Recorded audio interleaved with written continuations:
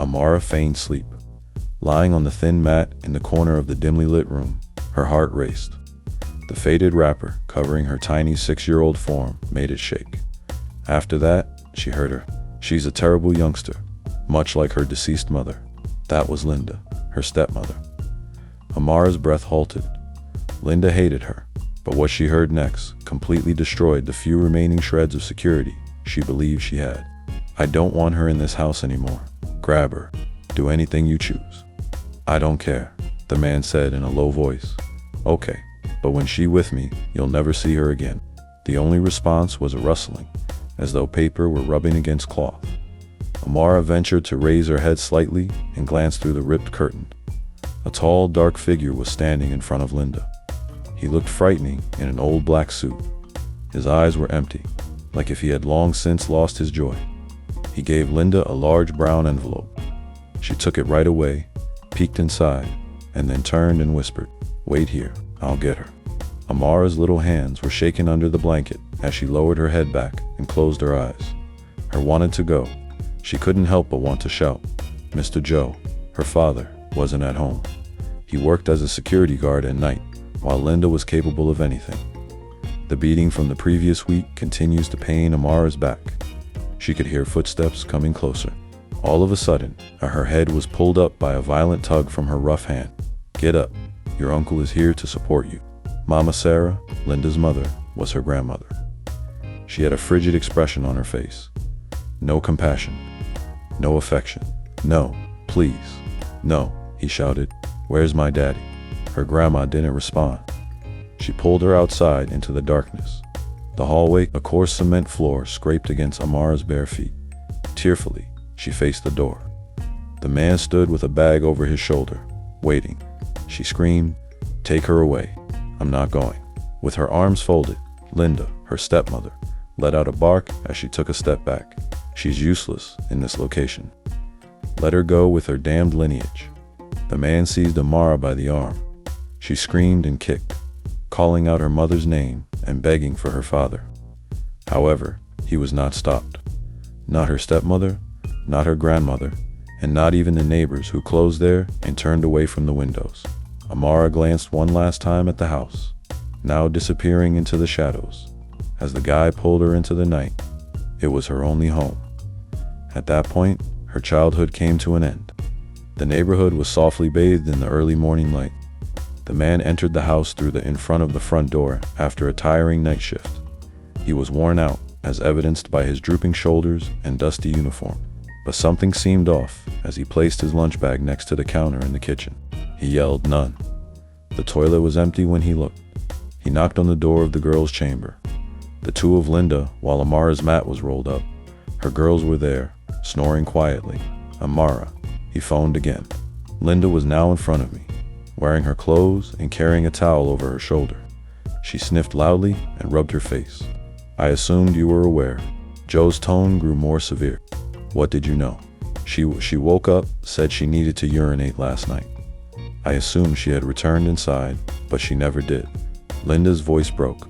"I didn't want to cause you any concern. I've been searching for her all day."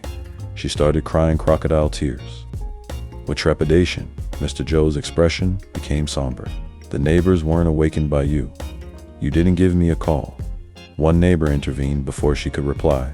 "Last night, I overheard a kid sobbing and pleading with someone not to kidnap her. I assumed it was either a dream or that you were punishing her." He was thinking quickly. His first wife, Sophia, had passed away just 6 months prior, and now their only child was in the middle of the night. The kid had disappeared. He recalled the beatings Amara consistently received, as well as Linda's incessant shouting. He disregarded her grievances, assuming that Linda would eventually change her mind, but she had since left.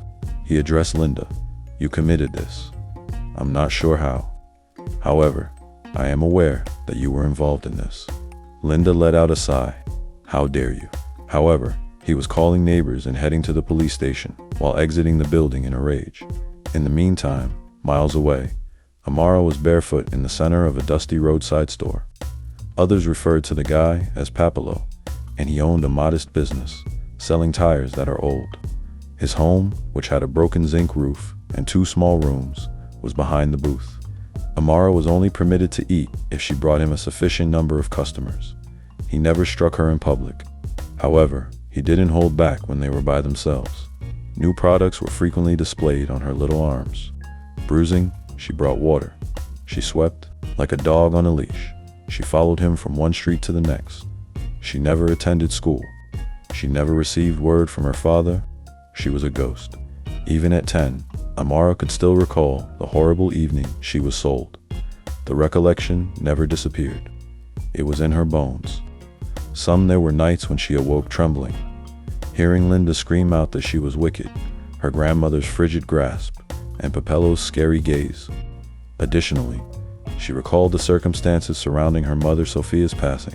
The cuisine, rice, and stew were all there. Linda had shared the meal with Sophia earlier that day, right before Amara. After being summoned to dinner, Sophia instructed her to purchase tomatoes at the market. When she came back, she saw her mother lying on the ground with white froth pouring out of her mouth. Linda merely beat her and called her a murderer, while she screamed and sobbed for help. Her heart was at that moment acquired the ability to endure suffering. However, her tale would not end with suffering. After Papolo finished his customary drinking one morning, Amara waited until he nodded off before the sun came up. She didn't bring anything. She simply ran away, roamed through alleyways, roamed through dirt roads. She kept running until her legs gave way out, and destiny intervened at that point. A Toyota Venza with a black finish came to a halt next to her. A good-natured man in his 50s lowered the window. He noticed her hunger, tears, and bruises. He brought her in. He took her in and gave her food. He enrolled her in school, and she eventually became anything that nobody had ever thought of. With the assistance of her adoptive father, Amara pursued a career as a physician.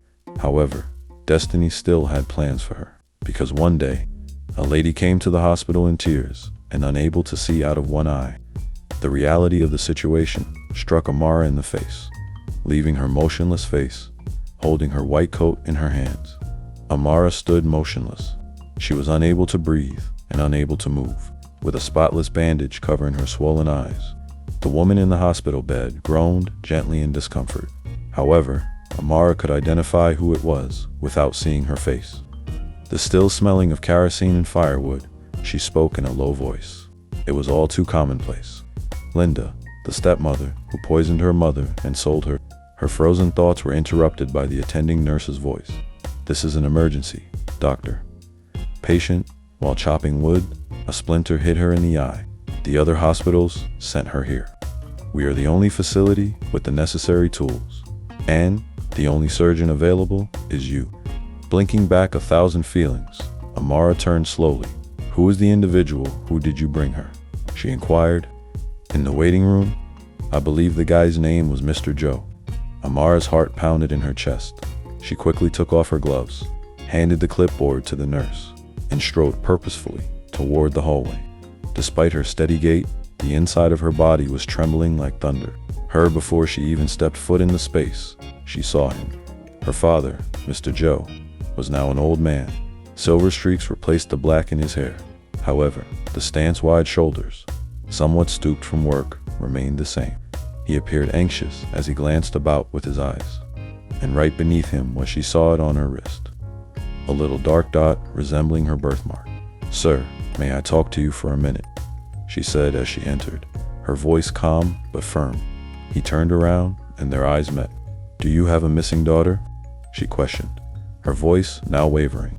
Mr. Joe's lips moved slightly. "Yes," he said, his voice breaking. 18 years ago." He paused. "Amara was her name.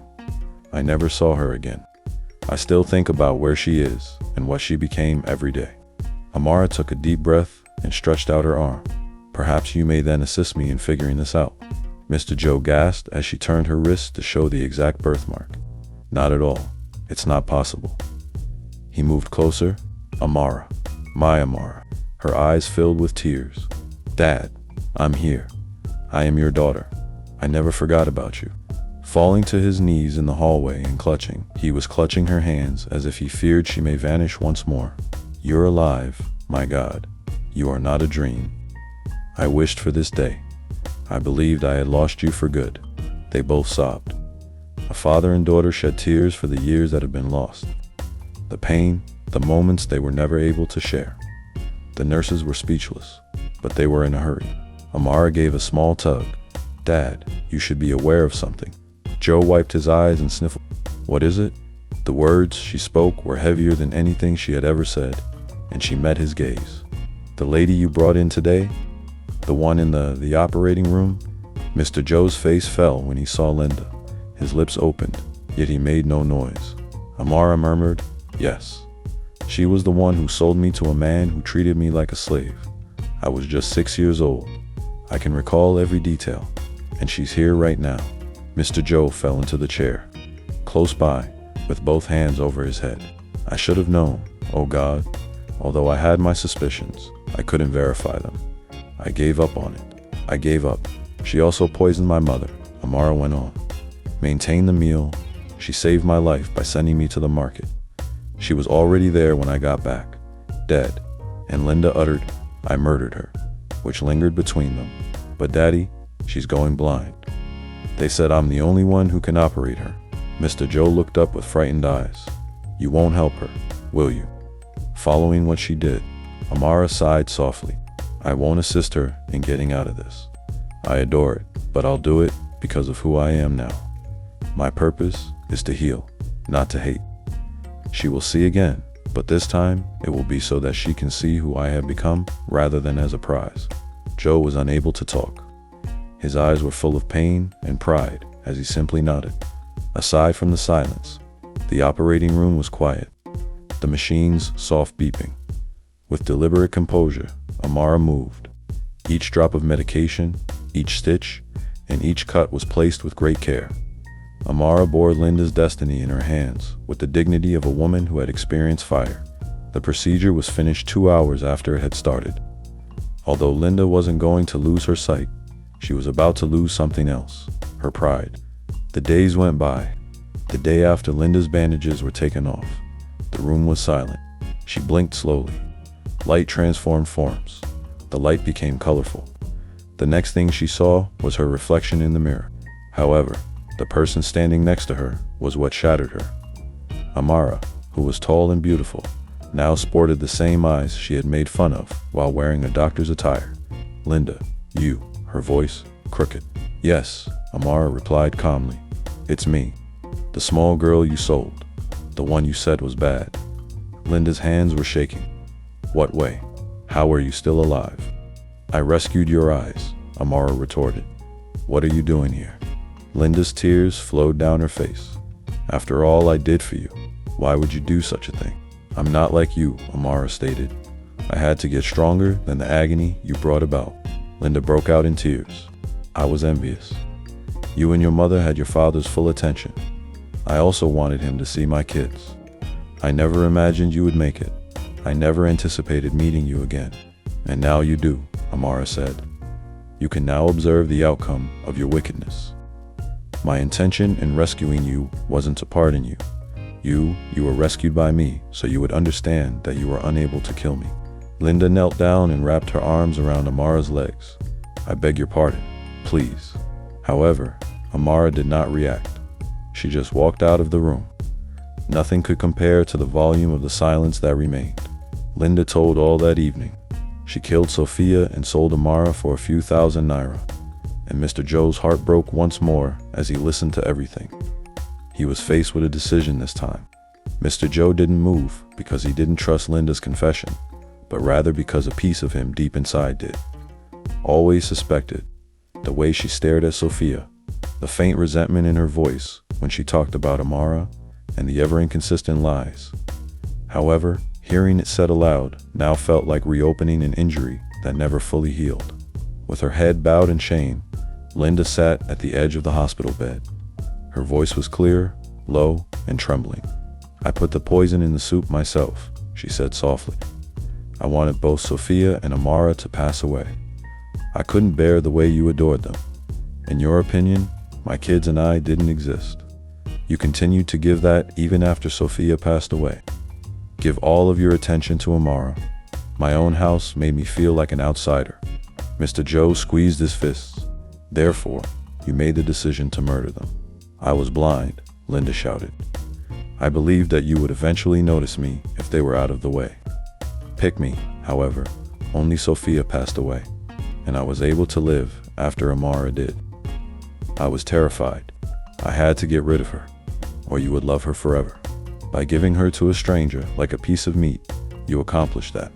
Mr. Joe, roared a man. Linda nodded slowly. I hired Mama Sarah to assist me. We discovered a guy who needed a kid to run errands. I said she found him to be overly obstinate and unruly. He gave me cash. I didn't think she would make it. However, she did, he said, his voice firm. She overcame all of your hate and rose above it. She went to medical school. What about you? You ceased to exist. Linda broke down in tears and fell to the ground. I apologize, please. Forgive me, if you would. I paid for it. I've only had pain in my life. I lost it all. I've only been selling firewood to support my kids. With disdain, Mr. Joe gazed at her. You claim to be protecting the same kids. Do they still respect you? Linda averted her gaze. She didn't respond because even her own kids had started to distance themselves from her. She couldn't reach her first kid by phone. Her second daughter addressed her as if she were a stranger. Not a single one of them came to see her in the hospital. In contrast, Amara had gained all that she attempted to ruin, and Mr. Joe had missed 18 years of being a father. He faced her. I let you down, Amara. I ought to have protected you. I should have listened to you when you wept. Forgive me. Amara's gaze became less harsh. You didn't let me down, Dad. You were unaware that you were also painful. They hugged once more. Daughter and father. They had no secrets between them this time. A week after Linda's release from the hospital, she was released. Nobody was waiting outside. No family, no flowers, no hugs. She strolled out slowly, her gaze fixed on the street, waiting for someone to appear. Possibly Mr. Joe, possibly her children. However, nobody showed up. She went back to the one-room flat she now rented outside of the city that evening. She still had her little bundle of possessions, but her neighbors stopped talking to her. What she did had become widely known. With curiosity, even the market women glanced at her. Repulsion, wicked lady, that youngster was rescued from your clutches, by God. Imagine selling your husband's kid. There's no benefit to being evil. She quit going out. She ate very little.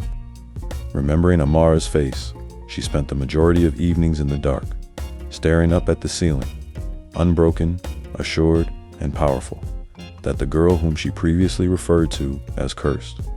She was now the one burdened by memories that wouldn't fade. In the meantime, Amara was acclimating to a life she had never dreamt possible, reuniting with her father, getting to know her younger half-siblings, and paying her first visit to her mother's burial in almost 20 years. She brought flowers. I made it, Mama, she murmured as she knelt by the headstone. They were unable to break me. I transformed into all you desired me to be. She cried openly. Her story started in agony, but it's now more than just about pain. It was all about getting up. She established a group for victims of abused kids. She encouraged people who had experienced betrayal, abandonment, and cruelty by sharing her tale. She was asked to talk at schools. Newspapers referred to her as the girl who returned stronger. She did not, however, ever lose sight of how it all started, and she never forgot who caused the agony. Mr. Joe's door was knocked on late at night 2 months later. The landlord was from Linda's area. I'm sorry for the inconvenience, he stated, but we discovered her this morning. She committed suicide. The space was silent. Mr. Joe bowed his head, and Amara remained silent. Left a letter stating that she was sick of being ashamed. Said she lost everything the day she attempted to kill the only person who had ever treated her unfairly. The interment was tranquil. Only Mr. Joe, Amara, and Linda's children, who were standing rigidly at the grave's edge, were there. Amara didn't shed a tear. As the coffin was lowered, she simply stood there and watched. She considered the suffering Linda inflicted, but she also considered the woman she had grown to be as a result of living through it. It's over, Mr. Joe muttered as the casket vanished into the earth. But Amara was aware of it. The conclusion was not here, not right now, because she now had a purpose. to advocate for kids who had no one, to speak up for people who were still silenced, to be all that Linda attempted to obliterate. A letter arrived at Amara's office many months later. There was a picture of Papello within, the guy who had enslaved her. Behind it was a message that read, "He's back in town and he hasn't changed." What do you believe will happen next? When we post the second half, subscribe to our channel to see it. I'm interested in hearing your thoughts on this tale.